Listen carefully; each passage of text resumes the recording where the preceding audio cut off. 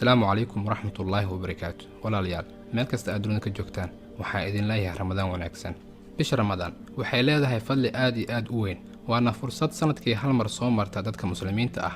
diinteen islaamka aad iyo aad ayay u karaamaysay, waxayna diinta ay geysay bishan boos aad u weyn. haddaba waa maxay cibaadooyinka la sameeyo bisha ramadaan?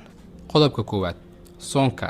soonka waa cibaado waxa uuna yahay tiirka afraad ee tiirarka islaamka. wuxuu alla ku waajibiyey dadka muslimiinta ah, waxaana la waajibiyey soonka sanadkii labaad ee hijriga. qodobka labaad, quraan aqrinta, in la daraaseeyo quraanka.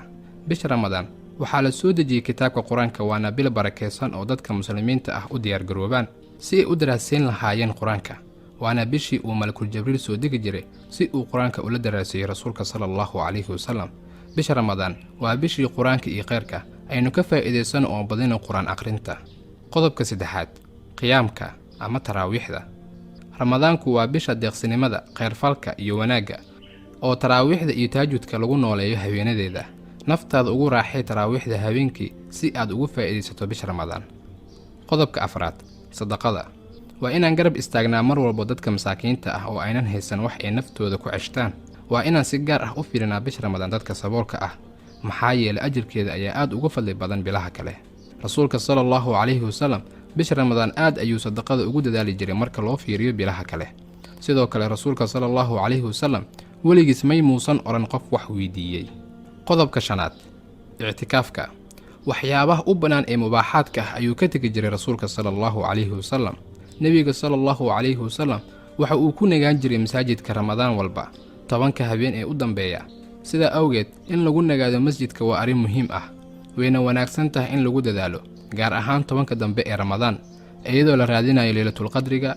ku nagaashaha ama ictikaafa masjidka waxaa loola jeedaa cibaado darteed, iyadoo loo go'aayo cibaadada dikriga iyo acmaal kasta oo ku gaarsiinaya raalli ahaanshaha alleh. ibnu qayim wuxuu leeyahay waa in qalbiga allah loo gooni yeelo, kaas oo laga ilaalinayo waxyaabaha mashquulinaya sida adduunyada iyo wixii la mid ah. qodobka lixaad, ducada. waa bil dambi dhaaf leh, ajarkeedana uu ka badan yahay ajarka bilaha kale la sameeyo. waa bil la aqbalo ducooyinka.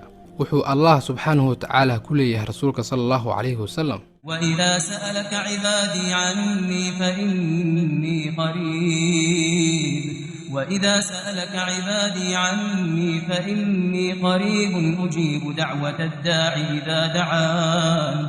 haddii addoommadeeda xaggayga wax kaa weydiiyaan, waxaad u sheegtaan waan u dhowahay addoommadeeda.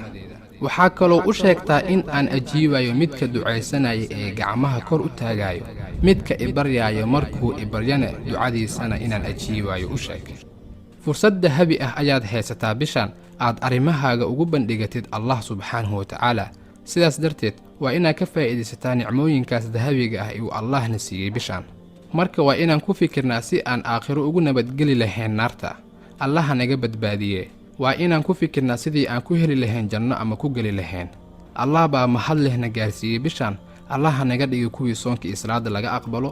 allaha nagu daray kuwii loogu dambi dhaafay, loogu naxariistay, naartana loogu xoreeyey.